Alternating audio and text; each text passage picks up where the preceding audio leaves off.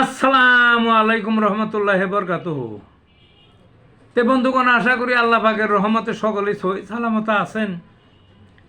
তে কবি Gazi এক্কাসাল YouTube channel 017140885009 এর পক্ষ থেকে আপনাদের সকলের প্রতি রইল একান্ত আন্তরিক শুভেচ্ছা ও ভালোবাসা। তে বন্ধুগণ, এখন আপনাদের সামনে যে বয়ানটা রাখবার চেষ্টা করব, বয়ানটার নাম হলো গুজ্জদারে আসিল হলে হোমিওপ্যাথিকের চিকিৎসা। গুজ্জদার মানে মানুষের পায়খানার রাস্তায়, আশেপাশে পায়খানার রাস্তার আশেপাশে বা পায়খানার রাস্তা যদি আসিল হয়, অর্থাৎ ছোট্ট একটু গোটা বা ছোট্ট একটু মাংস বৃদ্ধি হলো, এইটাই হলো আসিল আর কি।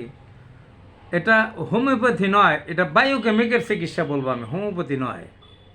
বায়োকেমিকের একটা ওষুধের কথা বলবো, এটা ব্যবহার করলে আমার বাতানো নিয়ম অনুযায়ী এটা সেরে যায় সহজেই। বায়োকেমিকের সেই ওষুধটা কি? সে ওষুধটার নাম সাইলেশিয়া। সাইলেশিয়া 6X।